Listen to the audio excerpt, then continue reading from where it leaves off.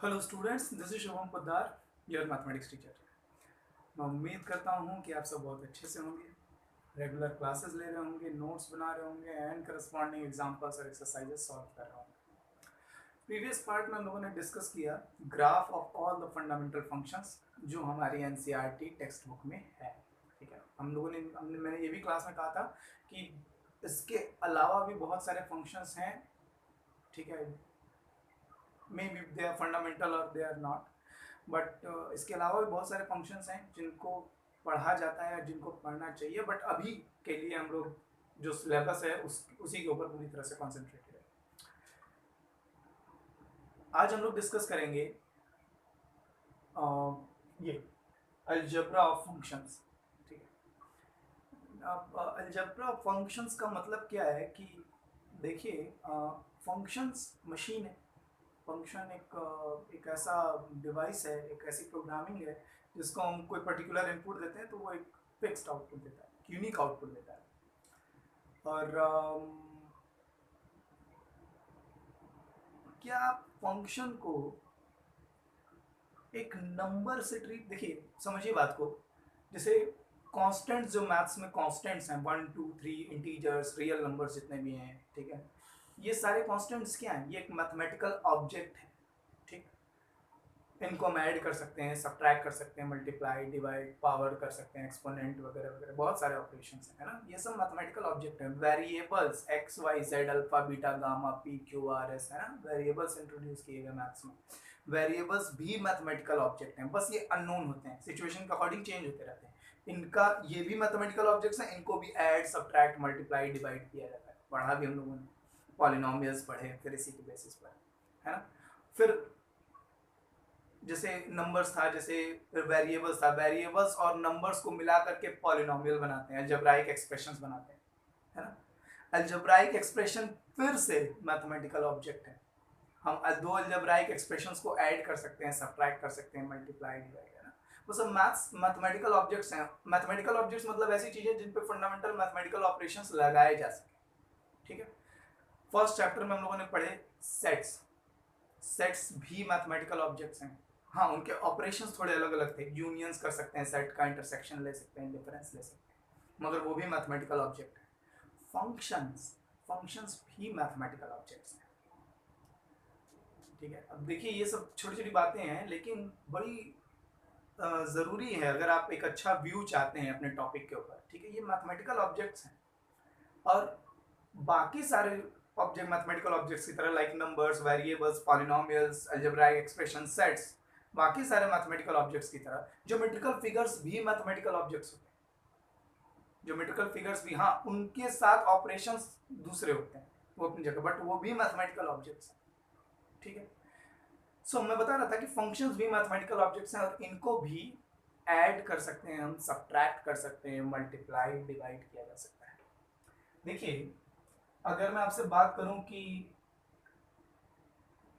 ध्यान समझिएगा मेरी बात, मैं आपसे बात करूं कि x क्या है, f x is equals to x, तो आप कहेंगे सर ये तो आइडेंटिटी फंक्शन है, this is the fundamental function. ये फंडामेंटल फंक्शन हम लोगों ने पढ़ा है, इसका ग्राफ भी पढ़ा।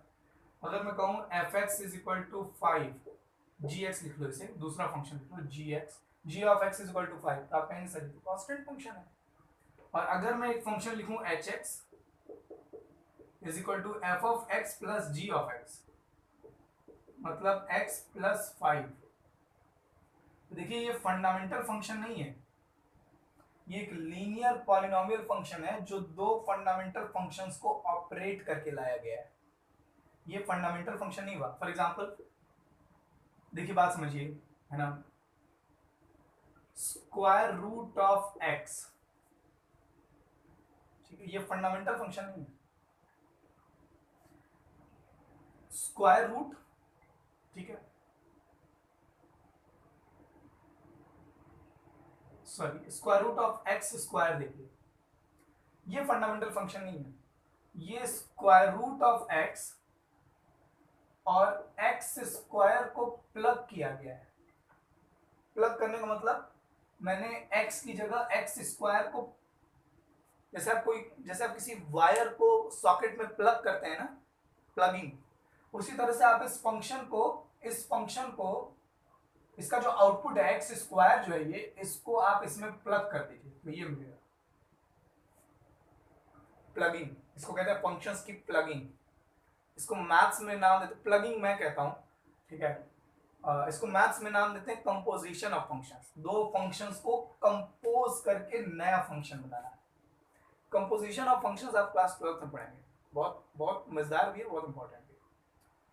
तो नए नए फंक्शंस डिजाइन कर सकते हैं हम, फंक्शंस को ऐड करके, फंक्शंस को सब्ट्रैक्ट करके, मल्टीप्लाई करके, डिवाइड करके, है ना। जैसे आप खुद सोचिए, एक मिनट यहाँ ध्यान दीजिए, एक्स स्क्वायर कैसे आया होगा, f x is equal to x square. ये फंक्शन फंडामेंटल फंक्शन नहीं है, ये फंक्शन महाराज एक्स और एक्स का मल्टीप्लाई करके प्रोडक्ट करके लाए हैं। दो फंडामेंटल फंक्शन, दो आइडेंटिटी फंक्शन का प्रोडक्ट। कहने का मतलब ये है कि जो फंडामेंटल फंक्शंस हैं हमारे पास, उन फंक्शंस को add, subtract, multiply, divide, plug करके बहुत सारे वेरिएशंस, नए नए फंक्शंस प्रोड्यूस किए जाते हैं, ठीक है। और प्लगिंग जो है, कंपोजिशन जो है, ये तो हम लोग नेक्स्ट क्लास में, नेक्स्ट ईयर पढ़ेंगे क्लास 12th में। 11th में हम लोग देख रहे हैं कि फंक्शंस को ऐड कैसे करना है, फंक्शंस को सब्ट्रैक्ट, मल्टीप्लाई, डिवाइड कैसे करना है, और एडिशन, मल्टीप्लाई, डिवाइड, सब्ट्रैक्शन का डोमेन रेंज पर क्या असर पड़ता है, ठीक है। फंक्शंस को ऐड करने के बाद क्या चेंजेस आते हैं, क्या वेरिएशन आता है डोमेन और रेंज में, ये सब हम लोग डिस्कस करेंगे किसमें, अलजेब्रा ऑफ फंक्शंस में। ओके तो सो ये जो छोटी छोटी बातें अभी मैंने की हैं, ये बहुत ज़रूरी है समझने के लिए कि हम लोग क्या पढ़ने जा रहे हैं। कहने को ये बड़ा सिंपल सा मॉडरेट सा टॉपिक है, बट मेरी नज़र में, ठीक है, जब हम लोग डोमेन रेंज निकालते हैं फंक्शंस की, तो ये बहुत इंपॉर्टेंट है। सबसे पहला हम लोग पढ़ रहे हैं addition of functions. Addition of functions, देखिए, consider two real functions f मान लीजिए, देखिए रियल फंक्शन का मतलब डोमेन और रेंज दोनों रियल नंबर्स का सबसेट है ना, मतलब इनपुट भी रियल नंबर से और आउटपुट भी रियल नंबर से। सो मैं लिख दे रहा हूँ कि कंसीडर टू रियल फंक्शंस, ऐसे ही लिख लेता हूँ, x डोमेन, ये जो है ये रियल नंबर का सबसेट होगा कोई भी, ठीक है, एंड g ये भी रियल नंबर का सबसेट होगा x। यहाँ y लिख लेते हैं, मान लीजिए जरूरी नहीं कि दोनों फंक्शन का, यहाँ y लिख लेते हैं। दोनों के डोमेन अलग अलग है, मगर दोनों के डोमेन रियल नंबर का सबसेट ही है, और ये तो रियल नंबर का ही सेट है। को डोमेन हमारा रियल नंबर है, मतलब रेंज रियल नंबर में ही आएगा। और consider two real functions defined as, definition unique रहने दी, मतलब वेरिएंट रहने दी। देन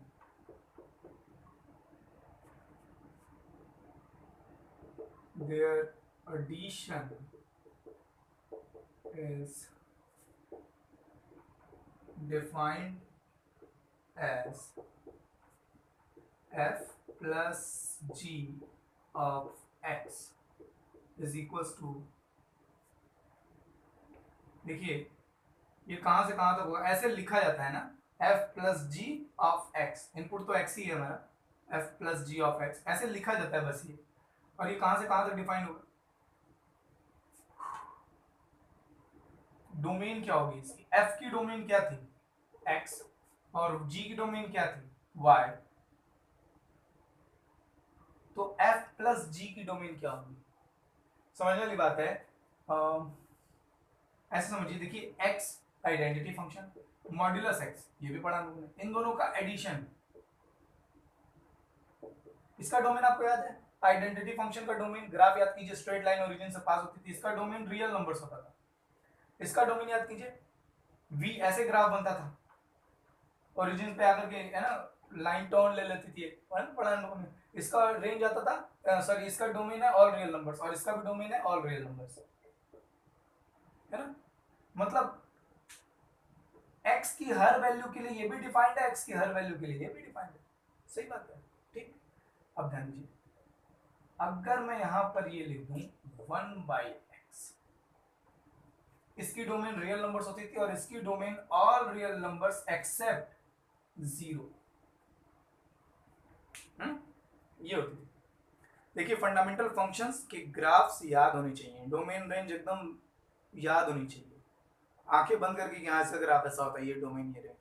जैसे ही मैं मॉड्यूलस एक्स बोलूँ, मॉड्यूलस एक्स का ग्राफ दिमाग में आ जाना चाहिए, और उसकी डोमेन क्या और उसकी रेंज कहाँ से कहाँ वेरिएशन फट से दिमाग में आ जाना चाहिए। These things are very important, इसमें कोई कॉम्प्रोमाइज नहीं। अब ये कि हम बैठ करके वो ग्राफ बना रहे हो फिर सोच रहे हो क्या डोमेन आएगी क्या रेंज आएगी, भाई ऐसे नहीं हो पाएगा, ठीक है। तो इसकी रेंज, इसकी डोमेन जो है वो ऑल रियल नंबर्स है, set of all real numbers, और इसकी डोमेन जो है set of all real numbers except zero, क्योंकि ये जीरो पे डिफाइन नहीं, डिनोमिनेटर जीरो हो जाएगा तो ये टाइम बोल जाएगा। अब बताइए अगर मैं इन दोनों फंक्शंस के एडिशन की बात कर रहा हूं, तो ये जो नया फंक्शन आया है दो फंक्शंस को ऐड करके, इन दोनों फंक्शंस को ऐड करके जो नया फंक्शन आया है, इस फंक्शन की डोमेन क्या हो। अब अगर कोई कहता है सर ऑल रियल नंबर्स, तो देखिए अगर आपने ऑल रियल नंबर्स लिखा तो उसमें जीरो भी इंक्लूड कर लेंगे, जीरो पर ये तो डिफाइंड है लेकिन ये डिफाइंड नहीं है। मतलब फंक्शंस के एडिशन के डोमेन के लिए हमको वो जगह ढूंढनी है जिसमें पहला वाला फंक्शन मतलब fx भी डिफाइंड हो और gx भी डिफाइंड हो। ये है ना, खूब ध्यान से समझिए बात को, ठीक है। अगर मैं चाहता हूं कि f प्लस जी डिफाइंड हो, तो मुझे इसका डोमेन ऐसा चूज करना पड़ेगा जिसमें f भी डिफाइंड हो और g भी डिफाइंड हो। मान लीजिए f फंक्शन की डोमेन, मान लीजिए f फंक्शन की डोमेन, डोमेन ऑफ f मान लीजिए है 1 2 3, और मान लीजिए डोमेन ऑफ g है आपकी 2 3 4, बस ऐसे एक पर्टिकुलर केस माना। तो अगर मैं पूछूं कि f प्लस जी की डोमेन क्या होगी, f प्लस जी की डोमेन क्या होगी, domain of f plus g, तो देखिए अगर आपने domain of f plus g 1 2 3 लिख दिया, तो g वाला जो फंक्शन है ना वो 3 पर तो आउटपुट देगा, 2 पर तो आउटपुट देगा क्योंकि 2 और 3 इसके डोमेन में है, लेकिन 1 g के डोमेन में नहीं। आपने जैसे ही f प्लस जी किया और इसमें इनपुट 3 रख दिया, तो 3 पर f तो आउटपुट देगा, लेकिन g सॉरी 1 इनपुट रख दिया अगर आपने, तो 1 पर f तो आउटपुट देगा, क्योंकि 1 जो है वो f की डोमेन में है, लेकिन यही 1 g की डोमेन में नहीं है। तो x इक्वल टू 1 पे f को तो मालूम है कि क्या करना है, लेकिन x इक्वल टू 1 पे g को नहीं मालूम है क्या करना है। तो फिर होगा क्या, क्या जब g आउटपुट ही नहीं देगा तो क्या आप f और g को जोड़ पाएंगे, कि आप इसके आउटपुट और इसके आउटपुट को ऐड कर पाएंगे, नहीं। तो एडिशन ऑफ फंक्शन के डोमेन को समझने के लिए ये बात समझनी होगी कि हमें वो रीजन, इन दोनों के डोमेन में वो रीजन ढूंढना है जहां एफ भी डिफाइंड हो जी भी डिफाइंड, मतलब इन दोनों का कॉमन डोमेन के कॉमन एलिमेंट्स, कॉमन पोर्शन ढूंढना है, इंटरसेक्शन खोजना। जैसे इन दोनों में कॉमन, अगर मैं डोमेन 2 3 लिखता हूं, तो 2 3 पर एफ को भी मालूम है क्या करना है, और 2 3 पर जी को भी मालूम है क्या करना है। अगर मैंने डोमेन में 4 इंक्लूड किया, तो 4 पर आउटपुट देना जी को तो मालूम है, लेकिन 4 पर आउटपुट देना एफ को मालूम नहीं है। अगर मैंने डोमेन में 1 इंक्लूड किया, तो 1 पे आउटपुट देना एफ को मालूम है, लेकिन जी को मालूम नहीं है। हमें डोमेन में वही एलिमेंट्स, हमें डोमेन में वही सेट यूज करना है जिसपे एफ और जी दोनों डिफाइंड हो, मतलब intersection of domain of f and domain of g, इन दोनों के डोमेन सेट का intersection common. And I don't, ठीक है यार, इतना एक्सप्लेनेशन सफिशिएंट है, फार एनफ है, अगर आप बात ध्यान से समझेंगे तो आपको एकदम बात समझ में आ जाएगी। तो एडिशन ऑफ फंक्शन का डोमेन होता है x intersection y, domain x मतलब f के डोमेन और y के डोमेन का कॉमन रीजन, और को डोमेन रियल नंबर्स का ही सेट होगा। ये भाई ये भी f वाला फंक्शन भी आउटपुट रियल नंबर दे रहा है, g वाला फंक्शन भी आउटपुट रियल नंबर दे रहा है, तो दोनों का सम भी आउटपुट रियल नंबर में ही आएगा। को डोमेन नहीं चेंज होगी, रेंज चेंज होगी, रेंज कैसे निकलेगी वो बात का मैटर है, हम लोग बाद में डिस्कस करेंगे। लेकिन अगर दो फंक्शंस ऐड कर रहे हैं, तो जो नया फंक्शन आया है उसकी डोमेन दोनों फंक्शंस के डोमेन के इंटरसेक्शन के बराबर होगी।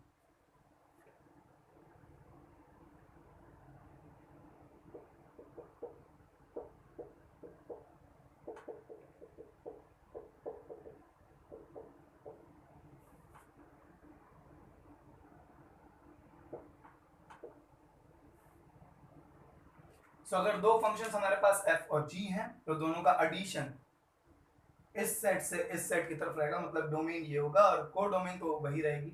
और डेफिनेशन क्या है, फॉर्मूला कहां से आएगा, fx plus gx। Just take a screenshot of this, okay, take a screenshot of this, है ना। यहाँ पर यार ये बात जरूर मेंशन कर लीजिएगा, वेयर एक्स और वाई जो डोमेन एफ की और जो जी की डोमेन है वो दोनों रियल नंबर्स के सबसेट हैं।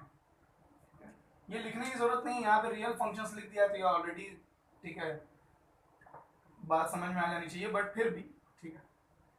तो अगर आपको एफ और जी, एफ प्लस जी का डोमेन चाहिए तो एफ के डोमेन और जी के डोमेन का इंटरसेक्शन ले लेना है, ठीक है। वो आपने इसका स्क्रीनशॉट ले लिया हो, ये सब आपकी नोट्स पर रहेगा। Second is subtraction of function.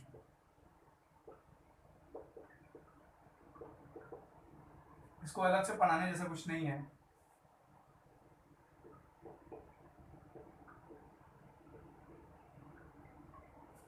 Plus की जगह आप माइनस लिख देंगे, अभी भी बात वही है, बिल्कुल सेम चीज है। अगर आपको f माइनस जी का आउटपुट चाहिए तो आपको ये देखना है कि किसी पर्टिकुलर इनपुट पे f भी डिफाइंड हो और g भी डिफाइंड हो। मतलब अगर आपसे कोई पूछे कि भाई f का डोमेन मालूम है और g का डोमेन मालूम है तो f माइनस जी का डोमेन क्या होगा, तो f माइनस जी का डोमेन वही होगा जहां पे f भी डिफाइंड हो और जहां g भी डिफाइंड हो, जहां वो सेट, वो डोमेन का वो सबसेट, वो रीजन जहां f भी आउटपुट देता है और g भी आउटपुट देता है, मतलब दोनों के डोमेन्स का इंटरसेक्शन। इस सेट में दोनों के इंटरसेक्शन वाले पार्ट में f भी आउटपुट देगा, g भी आउटपुट देगा। अगर दोनों आउटपुट देंगे तो इनके सब्ट्रैक्शन से भी कोई रियल नंबर आएगा, तब f माइनस जी डिफाइन होगा। सो बिल्कुल सेम बात है, एकदम सेम लॉजिक है, जैसा एडिशन के केस में वैसा ही सब्ट्रैक्शन केस में। और यहाँ ज्यादा समझने वाली, डिस्कस करने वाली कोई चीज नहीं है। सो आई होप आपको ये बात समझ में आ गई हो। Okay, third point is product of या multiplication of functions.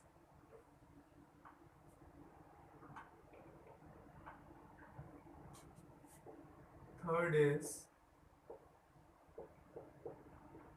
Multiplication of functions. बिल्कुल सेम पॉइंट, वही बात है, देयर मल्टीप्लिकेशन या देयर प्रोडक्ट, ऐसे भी लिख सकते हैं, their product is defined as f into g, ठीक है, ये डेसिमल नहीं है, f into g of x such that fx into g x.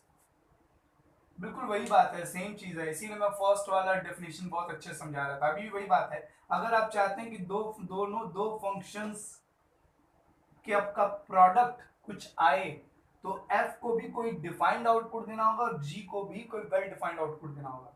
ये दोनों डिफाइंड आउटपुट, ये अपनी डोमेन में आउटपुट देगा, ये अपनी डोमेन में आउटपुट देगा। अब हम दोनों, अगर हमें चाहिए कि ये इन दोनों का प्रोडक्ट भी एक वैलिड आउटपुट दे, तो हमें इन दोनों के डोमेन से वो रीजन ढूंढना होगा जहां पर ये भी आउटपुट देता हो, ये भी आउटपुट देता हो, यानी कि दोनों का इंटरसेक्शन। इस पार्ट में f भी आउटपुट देगा और g भी आउटपुट देगा। अगर दोनों का आउटपुट होगा तो इनके प्रोडक्ट से भी कोई आउटपुट मिलेगा, और इस तरह से प्रोडक्ट ऑफ फंक्शंस को डिफाइन किया जा सकता है, ठीक है। तो बिल्कुल सेम बात है। Okay, now will talk about the fourth operations on functions, division of functions. बिल्कुल सेम कहानी जो हमें मल्टीप्लिकेशन में थी, जैसे सर एडिशन में हुआ, सब्ट्रैक्शन में हुआ, मल्टीप्लिकेशन में हुआ, वही काम है।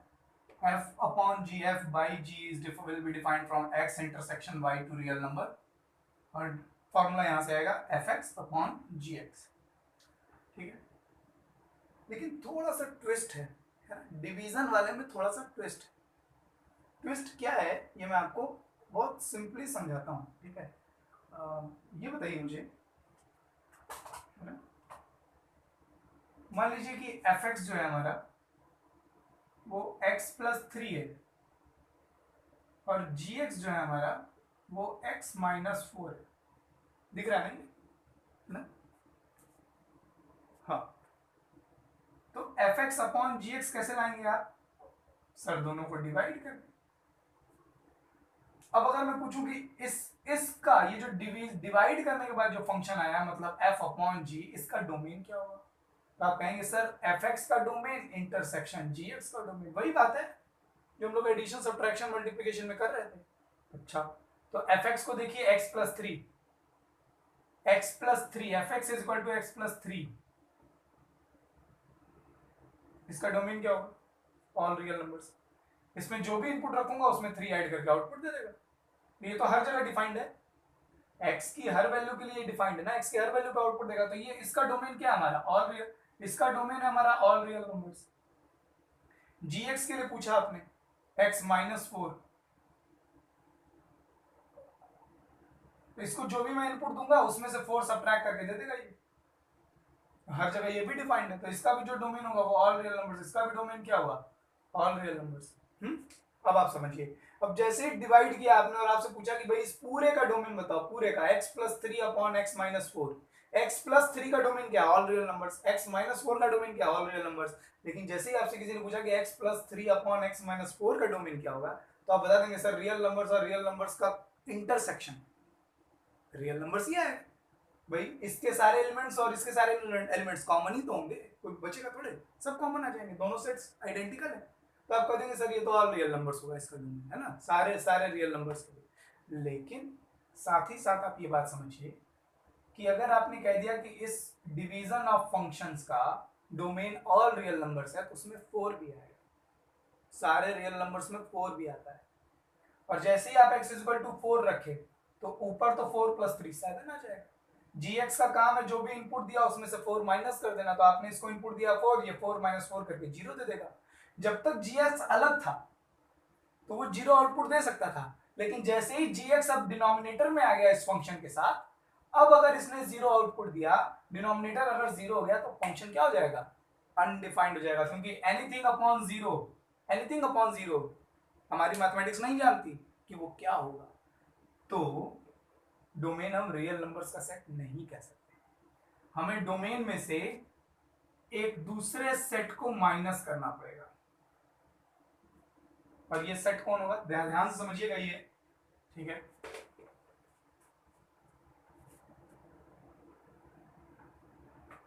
है ना, ये सेट भी रियल नंबर्स का ही सबसेट होगा, x y z ये भी रियल नंबर का ही सबसेट होगा, लेकिन हमें इसे माइनस करना पड़ेगा। अब ये सेट की डेफिनेशन क्या ये है क्या, and g of z is equals to 0 for all z belongs to z।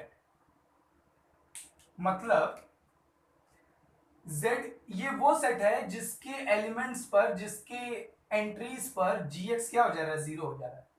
इन सारे एलिमेंट्स को आप निकाल देंगे डोमेन में से, मतलब gx हर वो वैल्यू, इस डोमेन की हर वो वैल्यू जो gx को 0 बनाती हो उसको निकालना पड़ेगा डोमेन से। क्योंकि देखिए फिर मैं कह रहा हूं, जब gx इंडिविजुअल फंक्शन था तो ये 0 हो सकता था, लेकिन जैसे ही gx अब इस फंक्शन का डिनोमिनेटर बन गया है, अब अगर ये 0 हुआ तो ये पूरे फंक्शन को नॉट डिफाइन कर देगा, उसकी कोई डेफिनेशन नहीं दे पाएगा। इसीलिए अब पहले gx 0 हो सकता था, जैसे ही कोई फंक्शन डिनोमिनेटर बनता है किसी दूसरे फंक्शन का, उसे ये बात एडमिट करनी होती कि भैया अब मैं 0 नहीं बन सकता, क्योंकि अगर मैं 0 हुआ तो पूरा फंक्शन ही अनडिफाइंड हो जाएगा। तो इसीलिए मुझे डोमेन में से वो सारी वैल्यूज माइनस करनी पड़ेंगी जहां पर g हमारा 0 हो रहा, ठीक है, ये बात समझ में आनी चाहिए, इससे ज्यादा एक्सप्लेनेशन, ठीक है यार, just take a screenshot of this, okay. फटाफट से ना एक क्वेश्चन और कर लेते हैं।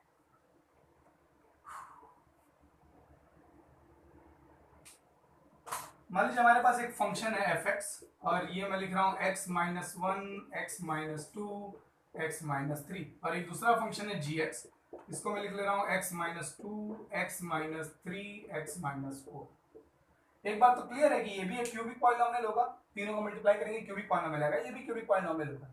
इस पॉलिनोमियल के जीरोस कौन कौन से होंगे, x equal to 1, x equal to 2, x equal to 3। इस पॉलिनोमियल के जीरोस कौन कौन से होंगे, x equal to 2, x equal to 3, x equal to 4। ये पॉलिनोमियल, ये फंक्शन कहां कहां डिफाइंड है, इसको अगर मैं कोई इनपुट दूंगा तो ये क्या करेगा फंक्शन, इसका काम होगा उस इनपुट में से 1 माइनस करना, उस इनपुट में से 2 माइनस करना, उस इनपुट में से 3 माइनस करना, और फिर तीनों का प्रोडक्ट कर देना।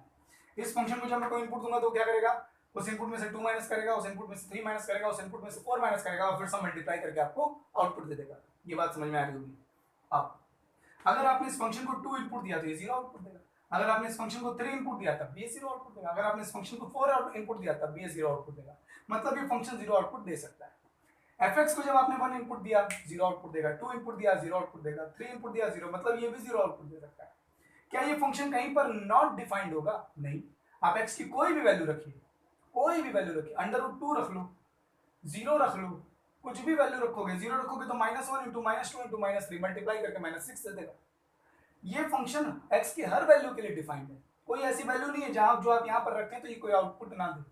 gx x की हर वैल्यू के लिए डिफाइंड है, कोई ऐसा रियल नंबर नहीं जो आप यहाँ पर रखें तो ये कोई आउटपुट ना आए, प्रोडक्ट कोई आउटपुट ना दे। तो इसका डोमेन क्या हुआ, ऑल रियल नंबर्स। इसका डोमेन क्या हुआ, ऑल रियल नंबर्स। अब जैसे ही आप fx अपॉन gx करते हैं तो आपका फंक्शन बना x minus one, x minus two, x minus three upon x minus two, x minus three, x minus four. पहले तो इन दोनों को कट मत कर देना, ठीक है अब नहीं कट कर सकते हम, अब हम फंक्शन पढ़ रहे हैं, ठीक है। ओके, ध्यान समझिए मेरी बात को। अब अगर आपसे कोई पूछा कि भाई इस ये जो फंक्शन बन रहा है, ये जो डिवाइड करके हम लोग ला रहे हैं, इस फंक्शन का डोमेन क्या है, तो आप कहेंगे सब बड़ा सिंपल है, न्यूमरेटर का और डिनोमिनेटर के डोमेन का इंटरसेक्शन ले लीजिए। तो इसका डोमेन रियल नंबर, इसका डोमेन रियल नंबर, तो इंटरसेक्शन रियल नंबर आ जाएगा। तो आप कह देंगे सर इसका डोमेन रियल नंबर है। इसका डोमेन अगर आपने रियल नंबर बोल दिया तो इसका मतलब ये x की हर वैल्यू के लिए ट्रू है, सॉरी x की हर वैल्यू पर कोई ना कोई आउटपुट देगा। तो जरा देखिए क्या ये x इक्वल टू 2 पर आउटपुट देगा, x इक्वल टू 2 पर ये जीरो हो जाएगा डिनोमिनेटर। अगर डिनोमिनेटर जीरो हो गया तो ये डिवीजन क्या आउटपुट देगा, कुछ नहीं। इसका डोमेन होगा ऑल रियल नंबर्स एक्सेप्ट, और सारे इन दोनों का इंटरसेक्शन कितना आया था, रियल नंबर, उसमें से हर वो वैल्यू माइनस कीजिए जहां पर डिनोमिनेटर जीरो हो रहा था। डिनोमिनेटर जीरो होगा 2 पर, डिनोमिनेटर जीरो होगा 3 पर, और डिनोमिनेटर जीरो होगा 4 पर। ये डोमेन बनेगी इस फंक्शन की। Set of all real numbers नहीं बनाएंगे, उसमें से वो सारी वैल्यूज माइनस करेंगे जहां पर डिनोमिनेटर हमारा जीरो हो जा रहा है, ठीक है। 2, 3 और 4 को छोड़ करके आप इसमें कोई भी रियल नंबर पुट कीजिए, ये आउटपुट देगा ही देगा, कुछ ना कुछ, पॉजिटिव, नेगेटिव, जीरो, कोई भी आउटपुट देगा। लेकिन 2 मत रखिएगा, 3 मत रखिएगा, 4 मत रखिएगा। क्यों? क्योंकि 2, 3, 4 पर डिनोमिनेटर जीरो हो जाएगा। डिनोमिनेटर जीरो हो जाएगा तो हमको मैथमेटिक्स को, फंक्शन को नहीं मालूम है कि क्या आउटपुट दे रहा है। सिंपल। आई होप आपको चारों ऑपरेशन समझ में आए हो कि फंक्शंस को ऐड कैसे करना है, सब्ट्रैक्ट कैसे करना है, मल्टीप्लाई कैसे करना है, डिवाइड कैसे करना है। आई होप उनकी डोमेन समझ में आई हो। रेंज के बारे में कोई बात नहीं हुई है, रेंज दूसरे तरीके से निकाली जाती है, रेंज के बारे में लोग डिस्कस करेंगे। फंक्शंस का डोमेन निकालना आसान होता है, रेंज के लिए थोड़े टिटिंग में करने पड़ते हैं, हम लोग बात करेंगे इसके बारे में। आज की क्लास कंप्लीट होने के बाद हमारा second chapter relations and functions theoretically पूरी तरह से कंप्लीट होता है। मैं आपके डाउट्स के लिए वेट कर रहा हूं, अपने डाउट्स फटाफट से पूछिए, जो भी कमेंट आएंगे, जो भी डाउट्स आएंगे आपके, उनको मैं क्लास में डिस्कस कर दूंगा, ऑनलाइन एक वीडियो क्लास के थ्रू आप डिस्कस कर दूंगा। चंद्रा पब्लिक स्कूल मऊ के स्टूडेंट्स क्लास का रिस्पांस गूगल क्लासरूम ऐप पर जरूर देंगे कि आपको क्लास समझ में आई या नहीं, कितने परसेंट बातें आप समझ रहे हैं, ग्रैब कर रहे हैं। This is very important for me. अगर कहीं कोई बात नहीं समझ में आई हो, स्पेसिफाई करके पूछ लीजिए। ये लेक्चर कंप्लीट होने के बाद आपके डाउट्स क्लियर होंगे, और डाउट्स के बाद हम लोग नेक्स्ट चैप्टर शुरू करेंगे। नेक्स्ट चैप्टर हमारा ट्रिग्नोमेट्री शुरू होगी। तब तक खूब खुश रहिए, खूब मेहनत करते रहिए।